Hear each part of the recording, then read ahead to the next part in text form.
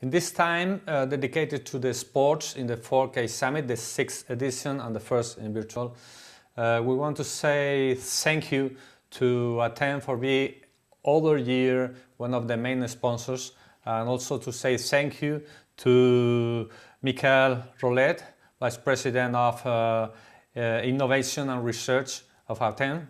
Good morning, Michael. Hi.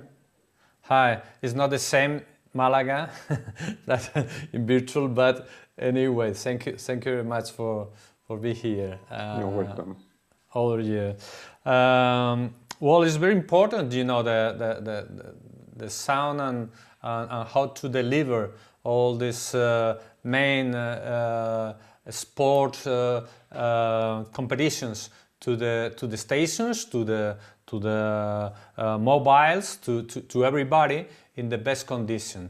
And Aten from 2012 has Roland Garros has a lab of experimentations with the roar of Vamos of Rafa Nadal.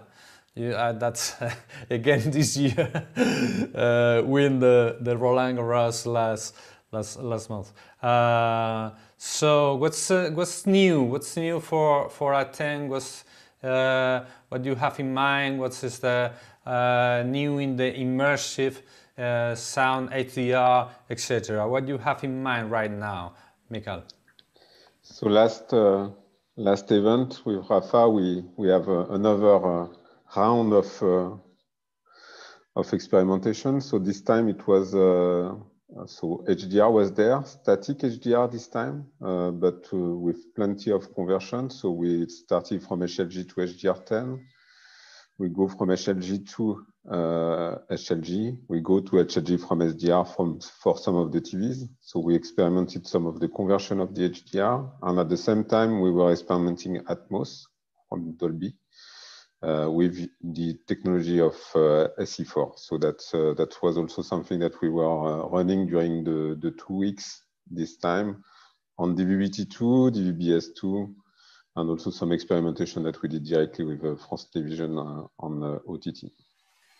So thank you, Ricardo. So as you were saying, so we have started quite a long time ago with a parallelism that we did with Rafa. So Rafa started 13 years ago to win the Roland Garros tournament, and on our side in 2012 we started some experiments.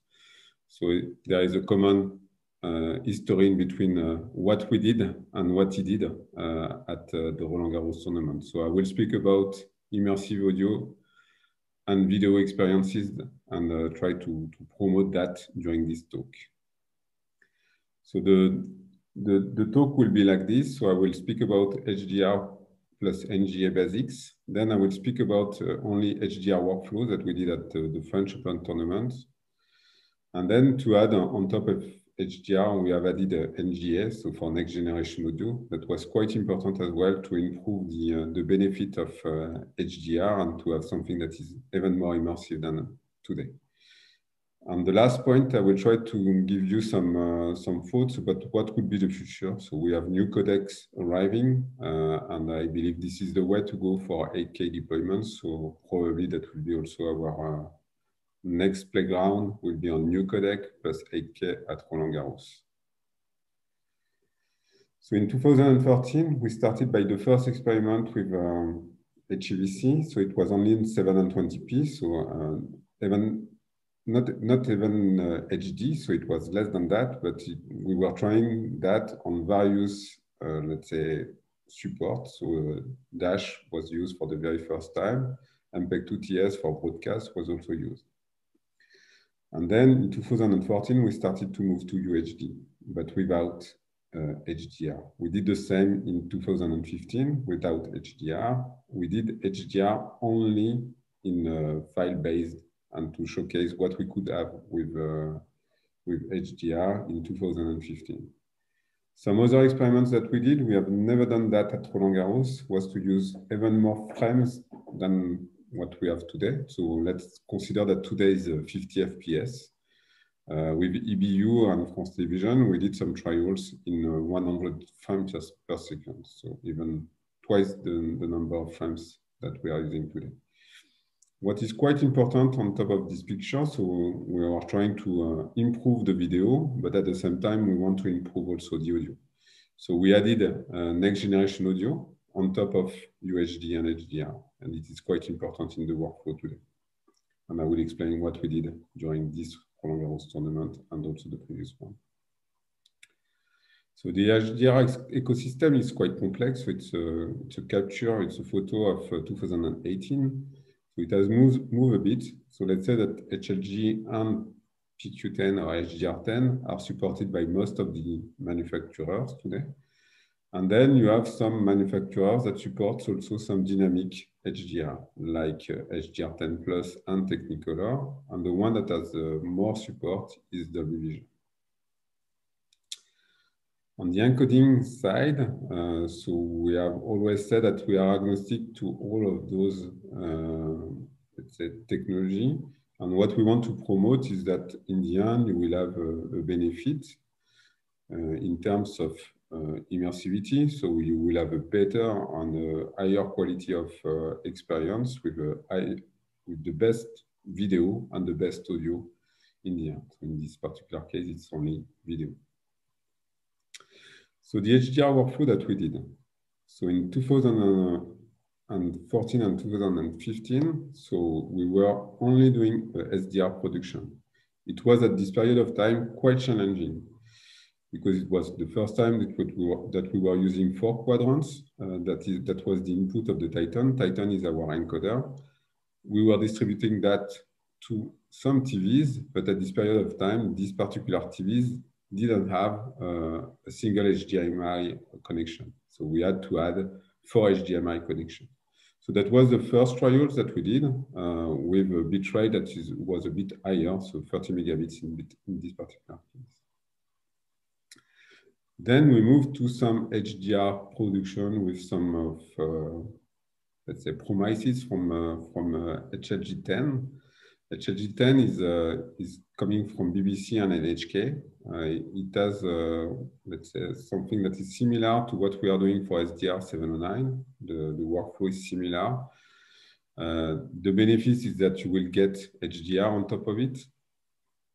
And it can be also backward compatible. So we were doing that during the Roland Garros 2016 and 2018. So we are using technology in between the camera and the Titan that is BT.2100. We send that to the STB, and the STB, if it is SDR, will display it in SDR 2020. Or if you have a HDR TV or a set-top box that is HDR, you will be capable of displaying in HDR. At this period of time, we were using a HDMI connection for the very first time in 2016. That was HDMI 2.0B. That was the first time that we were able to demonstrate HLG on the TV. So in between 2016 and 2017, we started also some other experiments, one with Dolby Vision. So the workflow was S-Log3 converted to PQ. And then we were using at this period of time an external box. Today, Dolby Vision is integrating into Titan, but at this period of time, we were using a preprocessor that was doing the metadata and at the same time delivering the HDR signal to be compressed by the encoder. So we were sending HDR plus dynamic metadata to end users. This particular streams was backward compatible, so meaning that with set-top box that was not Dolby Vision compatible, we were capable of demonstrating HDR10, and you need HDMI 2.0A for displaying that on a TV. With a Dolby Vision compatible TV, then you can do what we call display adaptation, so you can adapt to the content and not have some, let's say, white area that will be where you won't see any effect on the video. At the same time, let's say the year after, we were still doing Dolby Vision, but this time in OTT only at the RG Labs, so inside the Roland Garros. So we were converting HLG to HDR10. then Dolby was doing the conversion with the metadata, and this time they were using Dolby P5, so their profile 5, plus SE4 for the very first time for the binauralization. And then they were displaying that on some, let's say, a Samsung phone that was capable of having the sound of SE4 in binauralization. And for the video, we were using Apple devices that were supporting P5, the profile 5 of them. So I haven't added this one to the NGA workflow because it was really the premise of what we were doing after. This time I will really explain a full end-to-end workflow and what we can benefit from the NGA. So what we can benefit from the NGA is what we have on the left. So we have a various presentation here. So we are at home, we are away, we have the X panel, we have the comedy, with SE4 in English. So we have various presentations, and we can also mute the commentary. That's another presentation that we can have. And then you can select also some elements in those various presentations. So you can select multiple language with a single, what we call bed, that will be the ambience that can be in 5.1.4. You have the immersivity. So you have the sound that is coming from various directions. So the first one is around you, and here you are adding the 5.1 is around you, and then you're adding something on top and at the bottom that can be the .4 that we can do with Dolby SE4, for instance. And then you can select the dialogue that you want, and you can also select the audio description if you want to select the audio description. That will be in the single bed. So we did two experiments, one last year and one this year. So I will explain the one of last year. So it was using MPEG-H as a technology. So we were using HLG signal at Roland Garros. We were converting that using a Cobalt equipment into HDR10. And then we were doing the encoding, plus Fraunhofer was doing also some immersive sound. So they were doing some remote audio inside the stadium to control the encoder. So in this particular case, they were able to do 5.1.4 plus one dialogue, and also to remove the dialogue if there was no dialogue. So we send that over T2 and over S2, and we were able to display and to hear the sound on various devices. So we were also using inside the HDR conversion some dynamic metadata from Technicolor, so SL-HDR. So it was display adaptation, HDR10 plus dynamic metadata. And we were able to display that on LGTV, for instance, and to have the dynamic metadata on top of the LGTV, and to have the MPEG-H sound where you can select the audio of the commentary, increase the audio of this particular commentary, or completely remove the audio of this particular commentary. This year, it was almost the same workflow. Instead of MPEG-H, we were using Dolby SE4, 5.1.4, and instead of using external boxes for doing some conversion, we were doing the conversion internally. So the signal at Roland Garros was using exactly the same camera than last year in HLG. The production was done in HLG, and then we were doing some conversion, some HDR conversion, HLG to HDR10, for the signal that was the 82 on the Eiffel Tower. And the first week it was HLG to SDR on the 81, and the second week it was HLG to HLG. So we didn't do any conversion for the second week, and we were able to compare the results of the HDR10 or the HLG workflow, which was quite interesting. And we were also able to have the Dolby Atmos, so 5.1.4, and everything is done inside Titan. So we don't have external boxes. So the SE4, the conversion, everything was done inside Titan. And Eutelsat or FranceSat was asking for SDR709. So we did also the conversion from HLG to SDR709 with SE4 5.1.4. Just to give you some pictures, so if you have to look in between the two photos that are on the top. So that's, oops, sorry, that's the second week and not the first week, but anyway. So the second week, it was the top here. So we have the on the left, the HDR10, on the right, the HLG. And the first week, it was HDR10 and SDR709. So on the left, you have the HDR10. On the right, you have the SDR709. So you can see that the T-shirt of Nadal is not exactly the same colors on both, but that's probably because we cannot represent the color of the T-shirt of Nadal in 709. So the color space that we have in 709 is not capable of displaying that. How can we move to more pixels? So when we look at the curves of the number of pixels that we need to let's say, if we duplicate by 4 the size of the image, we don't duplicate by 4 the bitrate in the end. So from 4K to 8K, we have more multiplication by 2.2 than 4. And this is explained by the convex hull that we have on the right here. So I won't spend too much time, but the idea of this message is that it's not because we increase the image by 4 that we have to increase the bitrate by 4. So we just need to increase it by 2. But anyway, it's too big for S2 and T2. So what we promote here is that this year we have a new codec that is called VVC. There is no new mechanism in VVC except that everything is more complex. You need 6 to 10 times the computation power of the previous codec. So you need more computation. But in the end, the technology itself is really similar to HEVC, really similar to AVC. If you look at the structure of the codec, so you have AVC, 15 years old. You have HEVC, 10 years old. And you have VVC, that is the latest codec of today.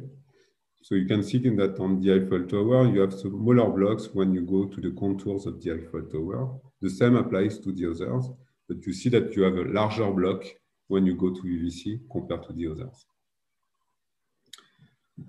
So the promise of VVC was to get an improvement of 50% over HEVC. So we are at 40%, and some psychovisual test was able to showcase 50% improvement. So we have that. So the consortium was quite happy. It has been released in July 2020. What we want to have is to have a complexity of the decoder that stays in between 1 to 2. But for the encoder, you don't look at the complexity. So here you see a complexity of 9.7 compared to HEVC. So quite a lot more than the previous codec. So we already did some demo, one during the SCS Tech Days event before the release of VVC. So we were capable of demonstrating that, and we were using the Explorers as a UHD source. And VLC, so at the moment we use let's say software implementation for the playback because we don't have hardware yet. We expect to have the hardware available in 2021, 2022.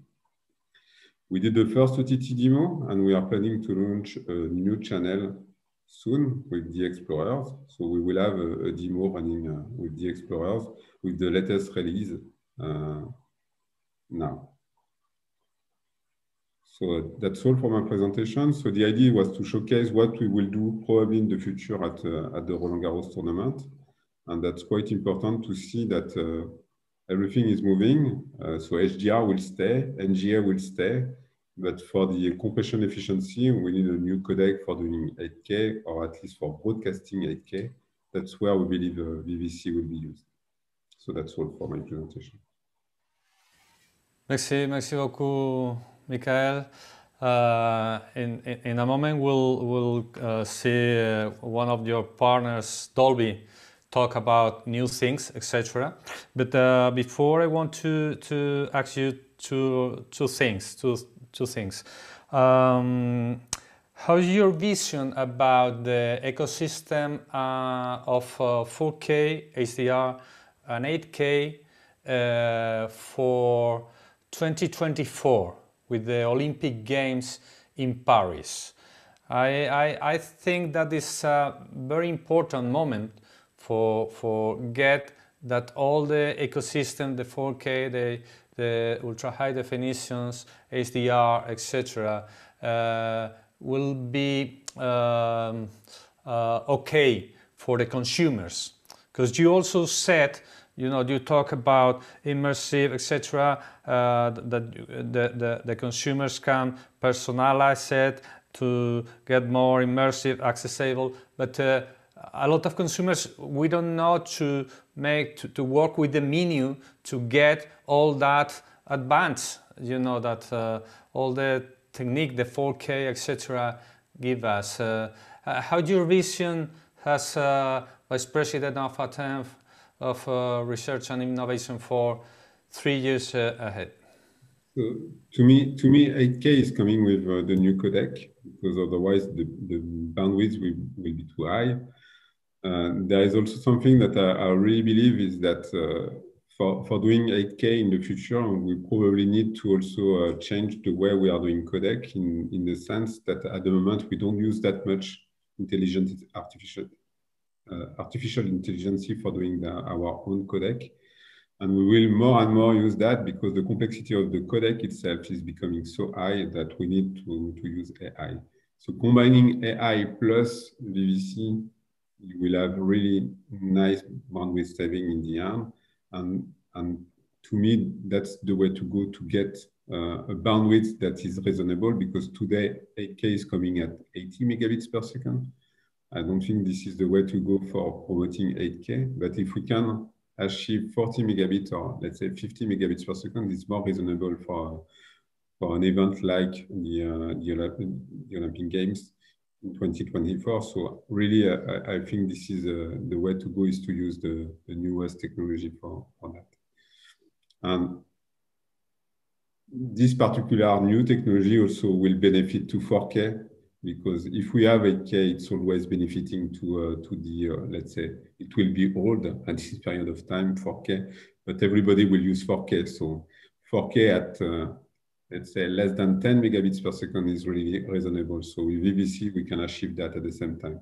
So I really think this is the way to go. Is we need to move to 8K, and it will benefit at the same time to 4K. Michael, you used to live in the present and in the future as Vice President of Innovation and Research. This present moment with the coronavirus crisis is not just a health crisis, it's also a social and economic. It's quite good for the telecommunications. We use more or video, etc. But also we earn less money. The consumers earn less money, and there are a lot of people without job. So how do you think this is going to work for the next years for the ultra high definitions project? I would say that so you are selling telecommunications. So for those that can use OTT, quite easy to deliver today something with OTT. We are doing some experiments on our side that are quite easy to do. But when you have to go to the stadium and to prepare an event with this particular crisis, with no supporters and so on, it's quite difficult then to get a lot of live content. So they are coming back, I would say. A lot of people are going back to work, and those people are also doing the same. But it's really something that is taking a lot of resources to a lot of people just to prepare those events, to do it live, and probably, yes, it's easier to use OTT right now than it was in the previous live. And what we are looking in today is also to deliver OTT like what we have for broadcast, so with the same quality of experience, so the same latency, and a lot of people are pushing, and I think it has been like a shift also to this particular world. So it's more, let's say, telco-oriented than it was even before, because of this particular crisis that everybody is consuming from internet instead of having the, let's say, the broadcast, because of less events. Okay, thank you very much. Merci beaucoup, Michael. Welcome. Thanks to attend. And now we continue in the 4K Summit with the Dolby presentation in a minute.